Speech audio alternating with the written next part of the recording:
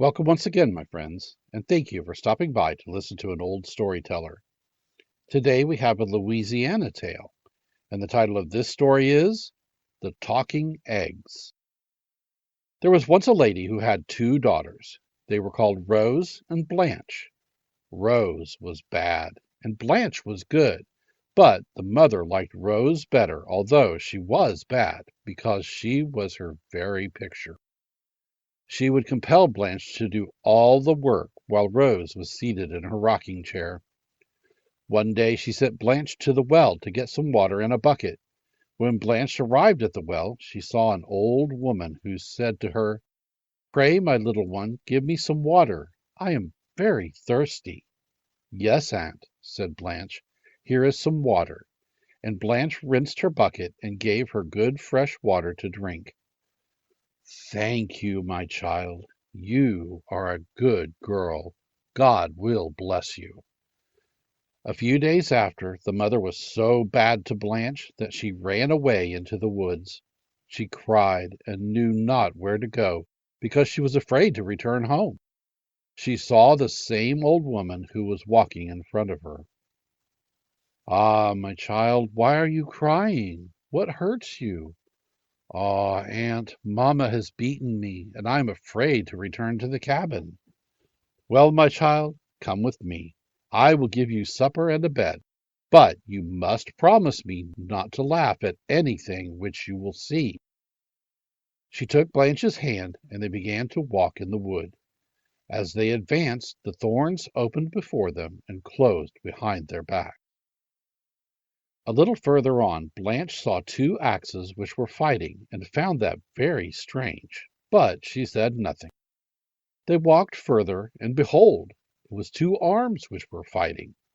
A little further, two legs. At last she saw two heads which were fighting, and said, "Blanche, good morning, my child. God will help you."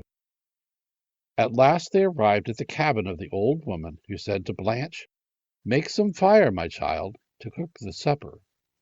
And she sat near the fireplace and took off her head. She placed it on her knees and began to louse herself. Blanche found that very strange. She was afraid, but she said nothing. The old woman put back her head in its place and gave Blanche a large bone to put on for their supper. Blanche put the bone in the pot. Lo, in the pot was full of good meat. She gave Blanche a grain of rice to pound with the pestle, and thereupon the mortar became full of rice. After they had taken their supper, the old woman said to Blanche, "Pray, my child, scratch my back." Blanche scratched her back, but her hand was all cut because the old woman's back was covered with broken glass. When she saw that Blanche's hand was bleeding, she only blew on it, and the hand was cured. When Blanche got up the next morning, the old woman said to her, "You must go home now, but as you are a good girl, I want to make you a present of the talking eggs. Go to the chicken house, and all the eggs which say, 'Take me,' you must take them. All those which say, 'Do not take me,' you must not take. When you are on the road, throw the eggs behind your back to break them."